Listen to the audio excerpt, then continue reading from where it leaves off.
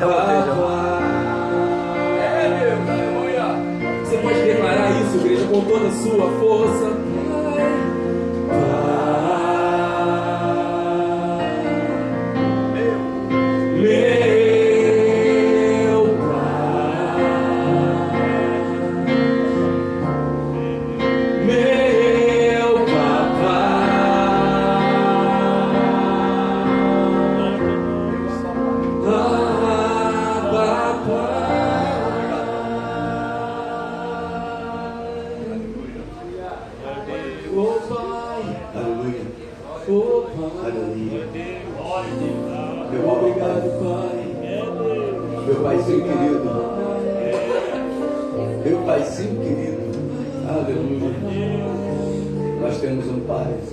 Zeloso, cuidadoso, aquele que nunca nos abandona.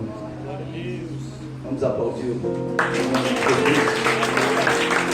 Aleluia, aleluia. Antes de você sentar, meu irmão, sempre falamos isso, né? É importante esse momento, o momento de comunhão.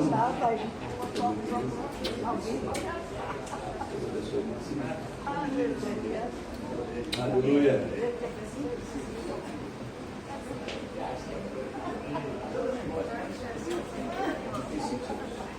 Aleluia. Louvado seja o nome de Jesus. Amém? Aleluia. Você veio aqui esperando que a Francisca fosse pregar hoje, mas ela teve uma dificuldade. Sobrou para mim. Graças a Deus ela não é viúva, né?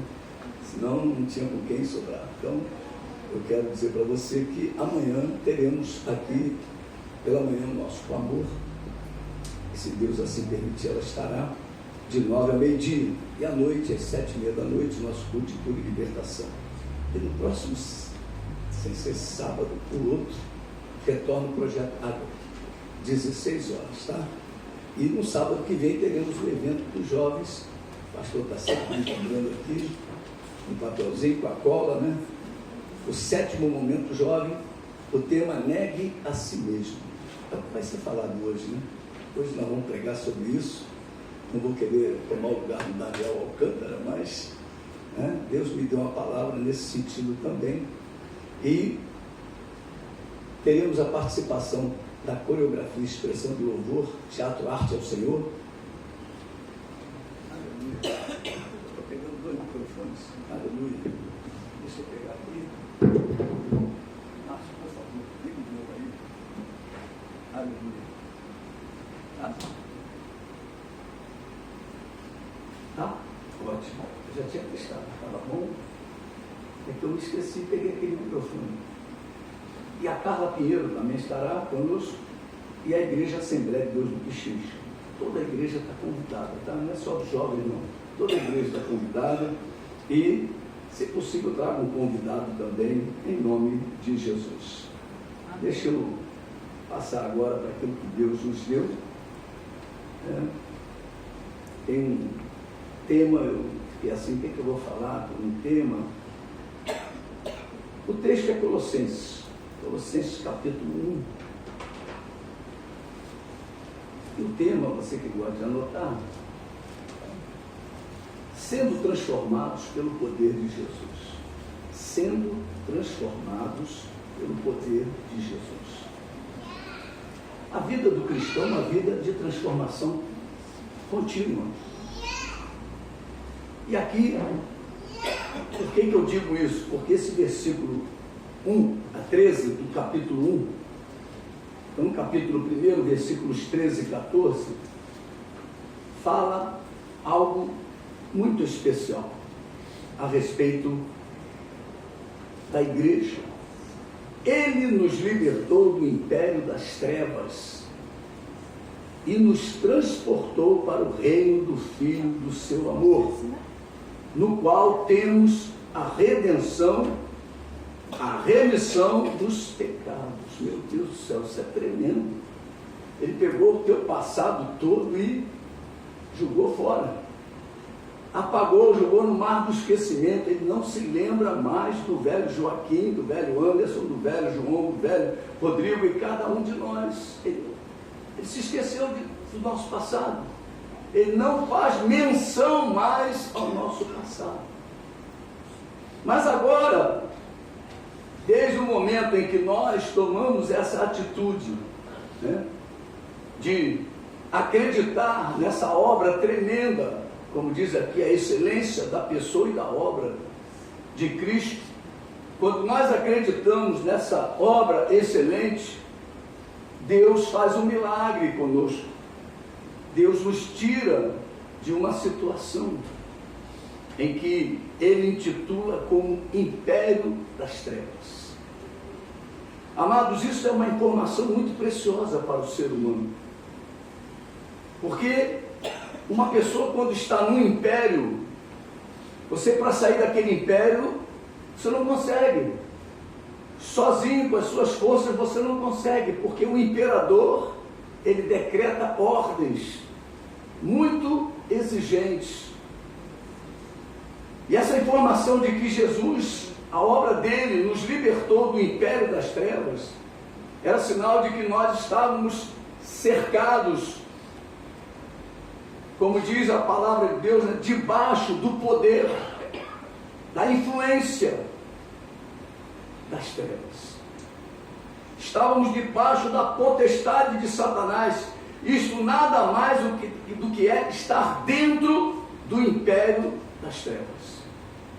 Todos nós estávamos dentro do império das trevas. Mas a Bíblia fala que Ele nos libertou do império das trevas.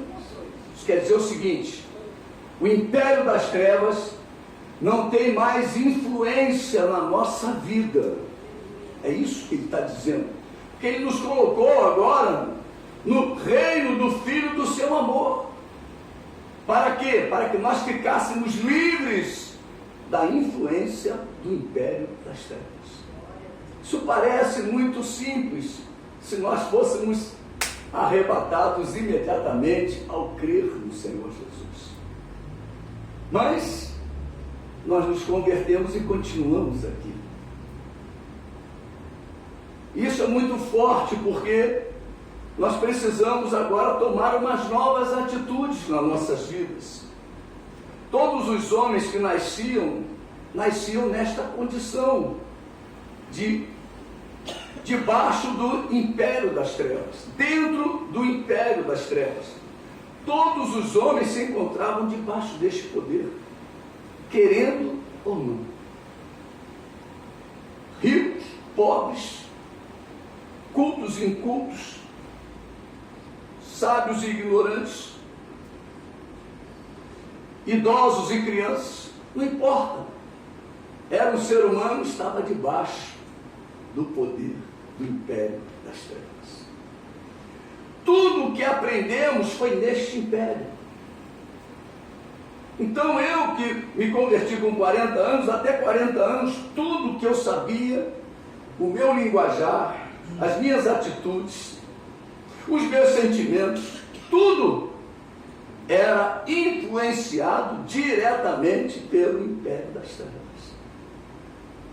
Mas Deus me tirou de lá. Como diz a palavra de Deus, Ele me libertou e me transportou. Quer dizer, me tirou de lá. Eu agora não estou mais debaixo do poder de Satanás. Eu não estou mais debaixo do poder das trevas. Então nós agora temos que começar a aprender como nos comportarmos dentro do reino do Filho do seu amor. Tudo que praticávamos era reflexo do poder e da influência deste império. Tudo que sabíamos a nível de adoração era segundo o príncipe deste mundo. Então nós temos que aprender tudo de novo. É como se você, o quê? Nascesse de novo. E é exatamente isso que a palavra de Deus fala. Que nós nascemos de novo. E o que acontece com uma criança que acabou de nascer? Vai ser ensinada ensinada a tudo. Ela precisa agora aprender a caminhar nesse reino do Filho do seu amor. Ele precisa aprender agora a falar no reino do Filho do seu amor. O linguajar lá do império das trevas não pode mais fazer parte do nosso caminhar, da nossa vida. Então tudo o que sabíamos era influenciado pelo império das trevas. Estas informações são preciosas demais para nós, no sentido de valorizarmos a grandiosa obra que Jesus fez a nosso favor. Então o nosso papel é sempre de agradecimento pelo que Jesus fez a nosso favor. Por isso o apóstolo Paulo disse: e sede agradecidos. Em tudo dai graças, porque Deus te tirou, o Senhor te tirou do império das trevas. Você agora não mais vive segundo o príncipe deste mundo, segundo o imperador do império das trevas. Ele teve que vencer o responsável por este império, Satanás. Quando Jesus veio, ele veio implantar um reino, ele veio implantar o reino do Filho do seu amor, como diz a palavra. E ele veio e teve que enfrentar o império estabelecido. Por isso Satanás foi se encontrar com ele, após ele ser revestido pelo Espírito Santo. Ele foi lá encontrar com ele no deserto. E esse encontro foi a primeira grande vitória de Jesus. Ele venceu Satanás no deserto quando afirmou com seus lábios a palavra de Deus através de seus atos. Então, quando nós proclamamos a palavra de Deus através dos nossos atos, das nossas atitudes, nós vencemos o diabo. Isso é muito forte. Porque tem muitas pessoas que querem vencer o diabo com argumentos, e não com a vida, e não com o seu testemunho. E isso, meu irmão, é julgar, desculpe usar, é pedra no mar. Não vai acontecer nada. Esta primeira vitória sobre Satanás, nós precisamos aprender com Jesus esta lição. Jesus nos ensina muito. Jesus fez algumas afirmações muito sérias durante o diálogo na tentação do deserto. E eu queria ir lá, eu tenho aqui, eu não preciso ir lá, mas está lá em Mateus, capítulo de número 4. Lucas também fala isso, né? A primeira tentação de Satanás, ele diz: se és filho de Deus. Aí, botou dúvida. O diabo traz dúvida para ver se você está lá no império das trevas ou no filho do reino do seu amor. Esse é o trabalho do diabo, botar dúvida na nossa vida, no nosso coração. Se és filho de Deus, manda que estas pedras se transformem em pães ou em pão. A primeira afirmação de Jesus diz: não só de pão viverá o homem. Nós temos que pegar essa afirmação e começar a trabalhar essa afirmação de Jesus, porque ele fala isso para o diabo muda de assunto. Tem pessoas que ficam conversando com o diabo, ficam alimentando o diabo. Jesus logo cortou, e Satanás foi para um outro assunto. Então nós não devemos dar trela para o diabo. Jesus mostrou para Satanás que as circunstâncias da vida não alterariam a sua fé e nem a sua conduta. Você pode dizer comigo assim, ó, olha só: as circunstâncias da vida não alterarão a minha fé e a minha conduta. Eu não posso mudar. Eu sou filho de Deus. Ele disse: se tu és filho de Deus, ó, ele não podia mudar nem a fé e nem a sua conduta, porque ele crê em Jesus e está agora no reino do Filho do seu amor. Essa informação é para nós. A segunda tentação, interessante. Satanás fala: dar-te-ei toda esta autoridade e a glória destes reinos, porque ela me foi entregue, e a dou a quem eu quiser. Portanto, se prostrado me adorares, toda será tua. Meu irmão, Satanás tem o poder de dar glória a quem ele quer. Quantas pessoas nós conhecemos que fizeram um trato com o diabo e o diabo o exaltou? Quantos? A gente conhece vários testemunhos.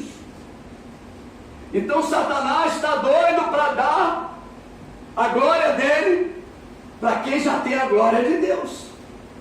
Ele quer trocar, fazer um câmbio, fazer uma mudança. E nós não podemos trocar a glória de Deus pela glória do diabo, pelos reinos. Aí vem a segunda afirmação do Senhor: ao Senhor teu Deus adorarás e só a Ele darás culto. Jesus sabia quem era o seu Pai, por isso que a louvor de hoje fala: Pai, meu Abba, Pai, meu Pai querido.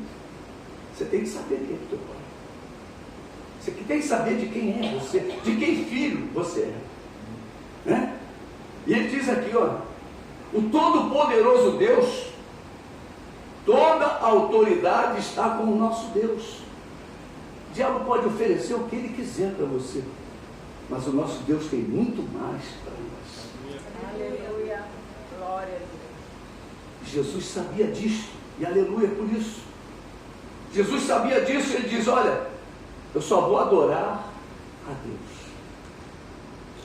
O crente, o Filho de Deus, aquele que acredita no que Jesus fez e que foi transportado do império das trevas para o reino do Filho do seu amor, ele só deve adorar a Deus. Amém, Jesus. Isso é muito forte, Deus. Terceira tentação, outra dúvida: se és o Filho de Deus, atira-te daqui abaixo, porque está escrito: aos seus anjos ordenará a teu respeito que te guardem, e eles te susterão nas suas mãos, para não tropeçares em alguma pedra. A terceira afirmação de Jesus agora respondendo a Satanás. Satanás estava tentando alcançar vantagens sobre Jesus. Segundo aos Coríntios diz que ele tem o quê? Tentado alcançar vantagens sobre nós. Você não pode deixar o diabo alcançar vantagens sobre a sua vida. E a terceira afirmação de Jesus diz: dito está, não tentarás o Senhor teu Deus. Jesus tinha uma resposta. Jesus sabia a respeito da sua missão. Jesus conhecia a sua missão. E ele não ia tentar a Deus por causa da sua missão. Nós precisamos conhecer qual é o nosso chamamento, qual é o nosso chamado. Para quê? Para que não venhamos a tentar a Deus, achando que vamos mudar a missão. Se Jesus cai na esparrela do diabo, ele não consegue completar a missão que Deus deu a ele. O que é que eu aprendo aqui? Satanás tentará de todas as formas nos ludibriar com seus argumentos. Por isso a palavra de Deus precisará estar firmada em nosso coração e principalmente em nossas atitudes. Isso aí é fundamental. Você não pode ter a palavra e não ter a ação. A fé sem a obra, ela é morta. Nós precisamos ter a obra que Deus quer para a igreja. Qual é a obra que Deus quer para a igreja? Que nós sejamos santos.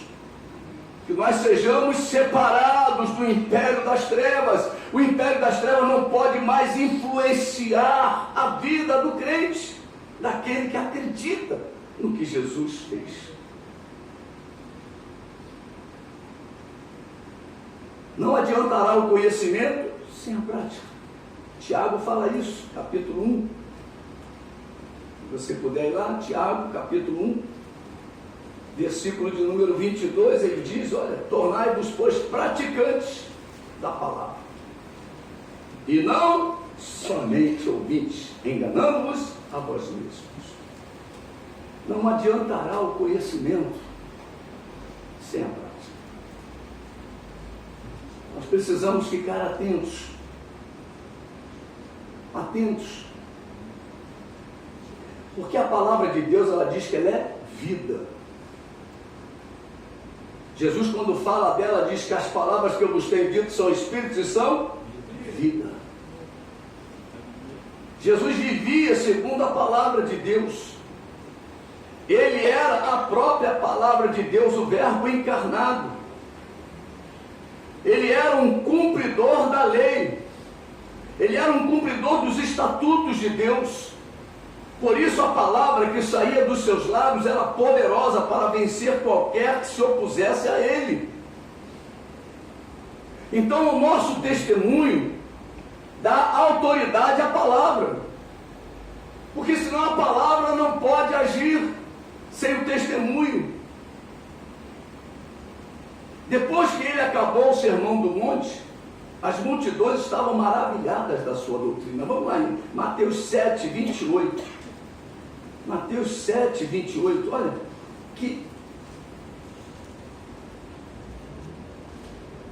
porque Jesus mostrava para todo mundo que ele tinha autoridade. E a autoridade é através da obediência. Quando Jesus acabou de proferir estas palavras, estavam as multidões maravilhadas da sua doutrina. Porque ele as ensinava como quem tem autoridade, e não como os escribas. Por que eles compararam Jesus aos escribas? Porque os escribas falavam, mas não faziam.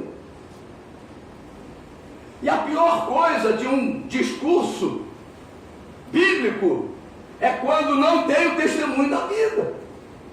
Quando não tem o reflexo da palavra na vida da pessoa. É como aquele pai que diz para o filho, não fume. Não bebe. E ele não dá exemplo. Como nós vamos ganhar uma vida se o nosso exemplo não é o melhor? Jesus mexeu com aquele povo, porque ele ensinava como quem tem autoridade. Ontem eu cheguei a comentar durante a mensagem que preguei no culto dos impossíveis, e durante 40 anos eu ouvi a palavra de Deus sendo anunciada nas igrejas que participavam, por pessoas que não a viviam. Nada acontecia. Quando não há o testemunho, a Bíblia diz a lei e o testemunho, né? Então precisa ter um testemunho. Senão é conversa de homem. Senão é conversa vazia. Falam até muito bonito e até convencem muitas pessoas, mas não conseguem vencer a Satanás e nem o pecado. Interessante. As pessoas estão falando, mas não estão vivendo. Então elas não conseguem nem vencer o diabo e nem vencer o pecado. Jesus enfrentou a Satanás com o seu testemunho de vida. Jesus enfrentou a Satanás com o conhecimento das Escrituras. Conhecimento e submissão à palavra de Deus. A obra que Jesus precisava realizar não se limitava à vitória contra Satanás no deserto. Meu irmão, a obra de Jesus não era vencer Satanás no deserto. Havia um chamado maior para Jesus. Muitas vezes nós olhamos para o pedacinho que estamos fazendo e achamos que aquilo é tudo que Deus quer para mim. Não! Deus tinha um chamado maior para Jesus. E qual era o chamado maior para Jesus? Libertar a humanidade do império das trevas. Venci Satanás, acabou. Venci Satanás, acabou. Acabou nada. Estava ali começando o ministério de Jesus. Você está entendendo como é que funciona o processo?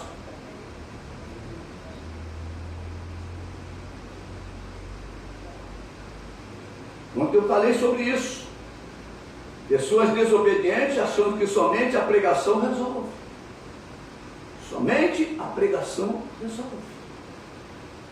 Não seja iludida por esse argumento de Satanás. Não seja iludida por esse pensamento, por esse argumento de Satanás. Satanás está tentando de todas as formas iludir hoje a igreja. A igreja acha, as pessoas estão achando que só pregar resolve. Não resolve. Há um chamado maior para a igreja. Há um chamado maior para nossas vidas, uma responsabilidade. Se Jesus parasse ali no deserto, meu irmão, nós estávamos ainda no império das trevas. E se nós não fizermos o que Jesus manda a gente fazer, as pessoas vão continuar no império das trevas. Depende de nós a salvação das pessoas. E eu não posso parar simplesmente na primeira vitória. Eu sei muito bem pregar. Eu sei muito bem. Isso não resolve. O que resolve é que a obra que Deus chamou a igreja para fazer, ela faça. Deus não nos chamou somente para nos reunirmos. Deus nos chamou para coisas maiores. Deus não nos chamou somente para adorá-lo aqui na igreja. Tem vida lá fora. Já pensou se Jesus ficasse no templo o tempo todo? Mas a Bíblia diz que ele andava de cidade em cidade, de aldeia em aldeia, pregando o Evangelho do Reino. Pregando o Evangelho do Reino. E nós começamos a ver algumas coisas tremendas. Por exemplo, Romanos 1,16. Olha o que diz Romanos 1,16. Pois não me envergonho do Evangelho, porque é o poder de Deus para a salvação de todo aquele que crê, primeiro do judeu e também do grego, visto que a justiça de Deus se revela no Evangelho, de fé em fé, como está escrito: o justo viverá por fé. Amados, eu conheço muitas pessoas que usam as mídias e estão em desobediência à palavra de Deus. É só você ligar a televisão. Você vai ver pastores ali pregando e já estão no segundo, terceiro casamento. Pastores que negaram a fé. Eu vi com esses olhos e ouvi com esses ouvidos. Negando a fé, negando a obra do Espírito Santo nas suas vidas. E hoje estão aí, pregando. É isso que Deus quer? Estão pregando como quem não tem autoridade. São pregadores, pregam bem, pregam. Mas e aí? O testemunho de vida? Eles pregam como Jesus pregava? Ou como os escribas? Então nós precisamos observar. Falam até muito bonito. Como eu disse, até convence algumas pessoas, mas não conseguem vencer nem a Satanás, nem ao pecado. A luta deles é tremenda, é com eles. Jesus enfrentou Satanás com o seu testemunho de vida. Jesus enfrentou Satanás com o conhecimento das Escrituras. Conhecimento e submissão à palavra de Deus. Imagina que eu não tivesse um testemunho de vida, o que eu ia fazer aqui em cima? Corria risco até de ser fulminado. A Bíblia diz: de Deus não se brinca, não se zomba. A obra que Jesus precisava realizar não se limitava à vitória contra Satanás no deserto. A obra que Jesus precisava fazer incluía toda a humanidade. Não era algo pessoal. Vencia o diabo. Vencia essa carreira, vencia essa etapa. Meu irmão, não é isso. Não adianta você vencer uma etapa, você tem que subir ao céu. Você tem que ser assunto aos céus. Você tem que ver a glória de Deus. Olha, que coisa tremenda. Você tem que ver a glória de Deus. Jesus viu a glória depois de vencer completamente o seu ministério.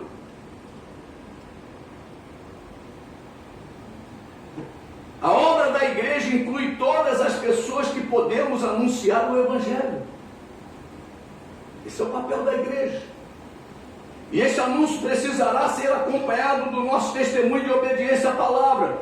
Porque muitas pessoas dizem assim: eu não vou ser crente para ser igual a fulano, para ser igual a cicrano. Esses não são exemplos de igreja, não são exemplos de filhos de Deus, não são exemplos de crentes. Nós temos que nos tornar exemplos de igreja, exemplos de crentes. Você está compreendendo a dimensão do que é te tirar do império das trevas e te transportar para o reino do Filho do seu amor, no qual teus pecados foram remidos, apagados, esquecidos? Meu Deus do céu! E as pessoas ficam brincando de ser igreja, brincando, fazendo coisas de arrepiar. Até o mundo fica assim: oh, como? Ser igreja para ser isso? Ser crente para ser igual a isso? Prefiro continuar onde eu estou. Meu Deus, que tristeza! Que tristeza! A pregação tem que ser acompanhada de vida com letra maiúscula. Não adianta somente pregar. Qualquer um pode pregar. Agora, para libertar uma alma das mãos de Satanás, é preciso pregar e viver. Você está alcançando a dimensão do que Deus está falando nesta noite a nós? Aleluia, Jesus, aleluia. Nós não podemos somente pregar, nós temos que viver, porque a vida de Deus precisa estar envolvida na vida de quem prega. Para quê? Para que aquela pessoa que está ouvindo seja impactada pelo poder de Deus, porque o Evangelho é o poder de Deus. Mas precisa passar pela igreja, porque a igreja é o canal de Deus. Porque senão Deus delegava isso a anjos, mas não delegou, delegou a homens. Homens libertos do império das trevas, mas que não querem aprender a andar segundo o reino do Filho do seu amor. Abrem mão de tudo aquilo que Deus determina para que a igreja ande. E o que acontece? Nada. Uma vez eu ouvi que o Brasil é uma grande piscina olímpica. Os evangélicos é como uma piscina olímpica, muito grande, mas pouca profundidade. Quantas igrejas nós conhecemos que não tem escola bíblica, que não tem ensino, que não tem culto de doutrina, não tem nada. O tempo de palavra é curto. E aí? O que aquelas vidas vão fazer? Como é que aquelas vidas vão ser transformadas? Como é que aquelas vidas vão dar o fruto que Deus espera da igreja? Vai passar 1 ano, 2 anos, 10 anos, 20 anos, 30 anos, não acontece nada. Mas aquela que tem a capacidade de receber uma quantidade imensa, a Bíblia fala: quem muito é dado, muito vai ser cobrado. Então nós temos uma responsabilidade em aprender e uma responsabilidade em viver o que aprendemos. A vida de Deus precisa estar envolvida na vida de quem prega. É a vida que vence a morte. Se eu não tiver a vida que Deus quer que eu tenha, eu posso falar que não vai sair vida. O Espírito de Deus precisa estar, como diz, entre aspas, à vontade, à mercê na minha vida, sendo o Senhor, sendo o dono, sendo o proprietário da minha vida. Aleluia! É a vida que vence a morte. É o poder da vida, é o poder de Jesus Cristo que vence o poder de Satanás, o poder da morte. É por isso que o início do ministério terreno de Jesus Cristo, ele foi cheio do Espírito Santo de Deus. Então a Bíblia diz que nós precisamos ter uma vida cheia do Espírito. Não pode dar espaço para nada na nossa vida, a não ser o Espírito de Deus. Isso é uma dimensão que deve ser alcançada, ou pelo menos buscada por toda a igreja. É o Espírito Santo que nos capacitará para realizarmos a obra que Jesus nos confiou. Não é o conhecimento, não é a inteligência, não é a sabedoria humana, não é nada disso. Não é o meu preparo. Isso ajuda, mas não transmite vida. O que transmite vida é a presença de Deus na tua vida. Aleluia! Aleluia! Jesus precisava morrer, senão a vida não vinha. A Bíblia diz que Jesus precisava entregar a sua vida para reaver, para reassumir. Jesus precisava morrer para resgatar aqueles que creriam na sua obra, no seu nome. Em verdade vos digo, se o grão de trigo caindo na terra não morrer, fica ele só. Mas se morrer, produz muito fruto. O que essa palavra quer falar para nós? Se eu não morrer, fico sozinho. O Espírito Santo não fica comigo. Se eu não morrer, o Espírito Santo não fica, eu vou ficar sozinho, fica ele só. Então nós temos que ter uma consciência de que a Bíblia diz: fazei morrer sua natureza terrena. Então os meus sentimentos lá do império das trevas têm que ser o quê? Desprezados. Eu não posso sentir o que eu sentia lá. Eu não posso viver o que eu vivia lá. Eu não posso ter os sentimentos que eu tinha lá. Eu tenho que ter os sentimentos de Jesus. Como diz lá em Filipenses capítulo 2. Tende em vós os mesmos sentimentos que houveram em Cristo Jesus. Então nós precisamos ter os sentimentos do reino e não do império. Senão, meu irmão, vai ser uma igreja cheia de ira, cheia de ódio, cheia de rancor, cheia de mágoa, cheia de... A Bíblia fala lá em Efésios, que é uma lista muito grande. Jesus precisava entregar a sua vida para reaver. Em verdade, como diz aqui em João 12, 24, em verdade vos digo, se o grão de trigo caindo na terra não morrer, fica ele só. Se morrer, produz muito fruto. Então, quando eu vivo a vida de Deus, quando eu tenho testemunho de vida do Evangelho, meu irmão, eu vou produzir. Produzir o quê? O que a igreja tem que produzir. Eu vou produzir o fruto de Deus. E a palavra de Deus fala muito fruto. Você está entendendo o que eu estou ensinando hoje, meu irmão? É muito importante para a tua história, para a tua vida. Porque senão vai ser sofrimento e fracasso. Amados, esta é uma afirmação muito forte para cada um de nós. Você quer ver a glória? Você quer a glória? Jesus, para experimentar a glória, precisaria morrer a morte proposta por Deus. A morte de cruz. E o que Deus propõe para nós? Fazei morrer a vossa natureza terrena. Enquanto a natureza terrena estiver brotando, estiver atuando, mas não vamos ver a glória, não vamos perceber a glória, não vamos conseguir querer a glória. Para experimentarmos a glória, precisaremos experimentar a morte proposta por Deus para cada um de nós.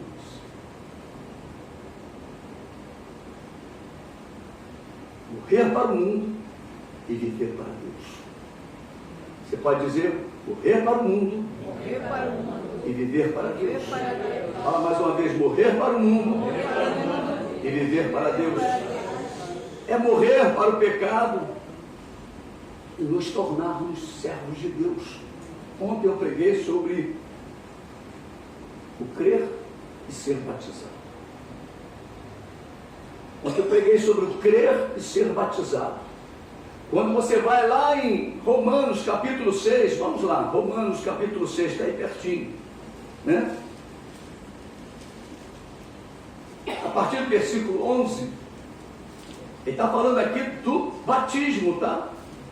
Versículo 4, ele diz assim, fomos, pois, sepultados com ele na morte pelo batismo. Está falando do batismo. Para que, como Cristo foi ressuscitado dentre os mortos pela glória do Pai, assim também andemos nós em novidade de vida. Uma nova vida, como diz lá em 2 Coríntios 5,17. Aqui vem o versículo 11. Assim também vós, considerai-vos mortos para o pecado, mas vivos para Deus em Cristo Jesus. Não reine, portanto, o pecado em vosso corpo mortal, de maneira que obedeçais às suas paixões. Olha aí. Pecado, como é que o pecado chega? Através da obediência às nossas paixões. Ele vem aqui dizendo, nem ofereçais cada um os membros do seu corpo ao pecado, como instrumentos de iniquidade. Meu irmão, instrumentos do corpo é qualquer parte do corpo. Olho, ouvido, boca, pernas, né? Mãos. Então, nós precisamos estar ligados, atentos, porque a Bíblia fala isso, nem ofereçais cada um os membros do seu corpo ao pecado, como instrumentos de iniquidade, mas oferecei-vos a Deus como ressurretos dentre os mortos. Viu? Nós estávamos mortos em nossos delitos e pecados, e o Senhor nos ressuscitou, ressurretos dentre os mortos. Olha, e os vossos membros a Deus como instrumentos de justiça. Hoje meus pés têm que caminhar nessa terra para pregar o Evangelho, minhas mãos têm que ser para fazer a obra de Deus, meus olhos para ver a glória de Deus, minha boca é para exaltar o Senhor, meus ouvidos é para ouvir a voz do Senhor. Aleluia! É assim que funciona. Aleluia! E nós precisamos entender quem nós somos. Quem nós somos.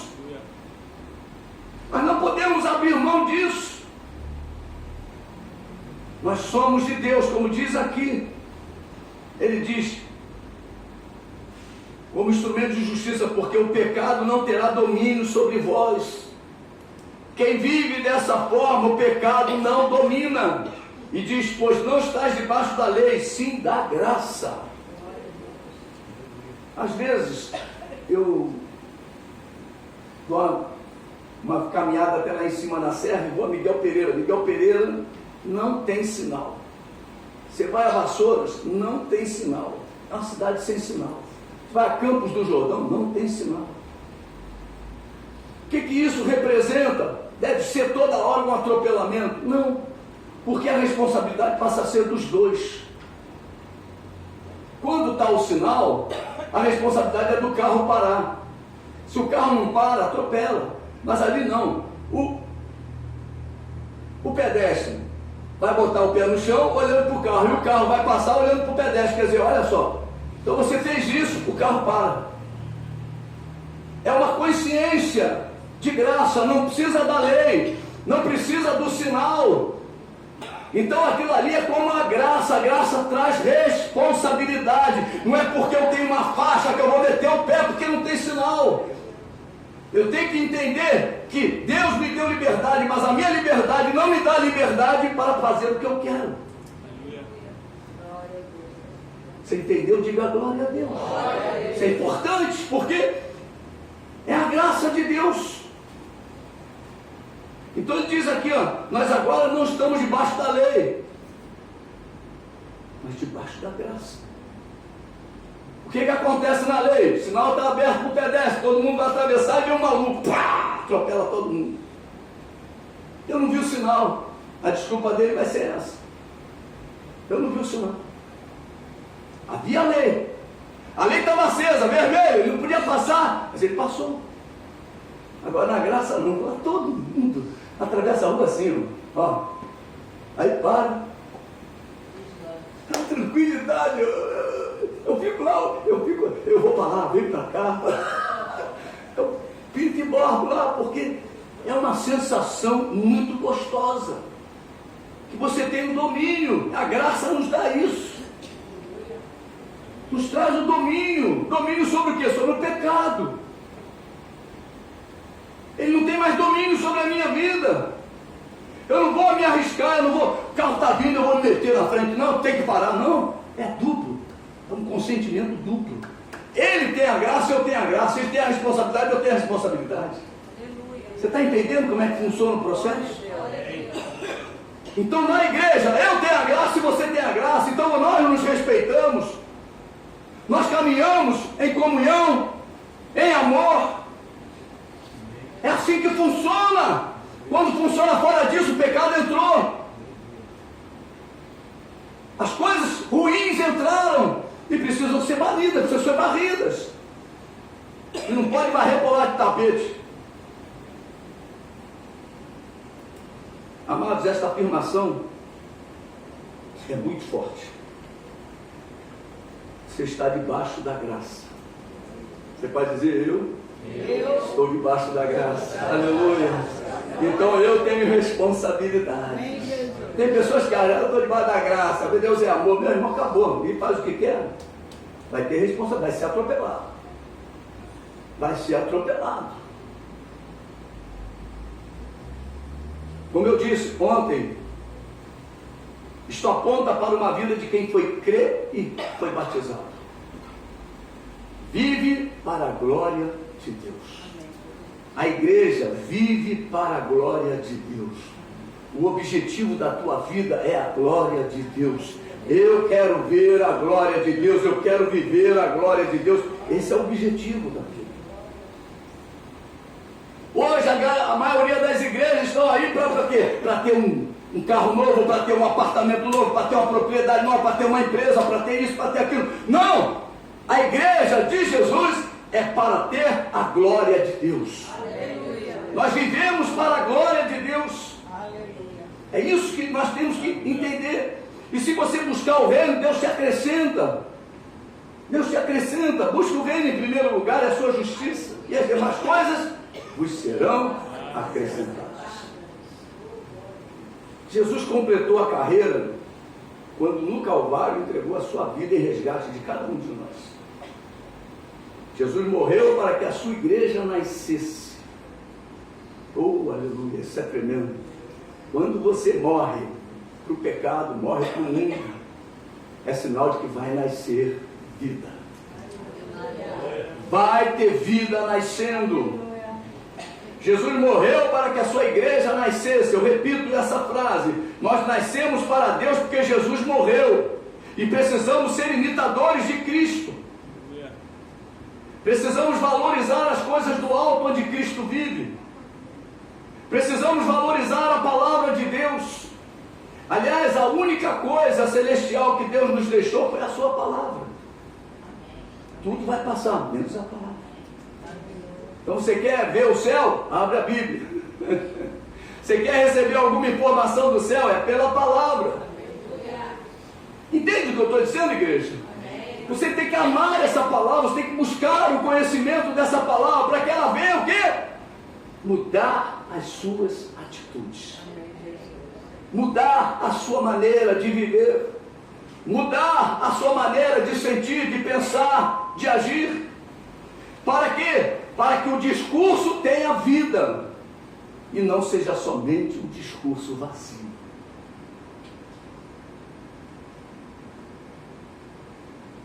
E por que Deus nos deixou a sua palavra? Para que pudéssemos obedecê-lo. Sem a palavra nós não conseguimos obedecer a Deus. A Bíblia diz que O povo erra por lhe falta o conhecimento. Então viria o erro, viria o engano, viria o desvio. É através do conhecimento da palavra que saberemos qual é a vontade de Deus. E a Bíblia diz isso lá em Efésios. Que nós conheçamos a vontade de Deus. Você precisa conhecer, fala para o teu irmão, nós precisamos conhecer a palavra de Deus. A vontade de Deus é revelada na sua palavra. Ame a palavra, busque a palavra, viva a palavra. Somente agindo assim o seu ministério, os sonhos de Deus para com a sua vida serão realizados em sua plenitude. Amém, igreja? Amém. Guarda isso no teu coração. Olha só. Seremos controlados ou por Satanás, ou pelo eu, ou por Deus. 3. Ó. O controle de Satanás é escravidão. Quando Satanás está no controle de uma vida, é escravidão. Se o controle é o eu, o que acontece é a futilidade. A pessoa será muito fútil. Quando o controle é de Deus, é vitória. Amém, queridos? Eu vou pedir para o Márcio. Márcio, cadê você, Marcinho? Vem cá, Marcinho. E que você venha aqui na frente. Vamos, por favor, desliga para mim, filhinho. Aleluia. Louvado seja o nome de Jesus.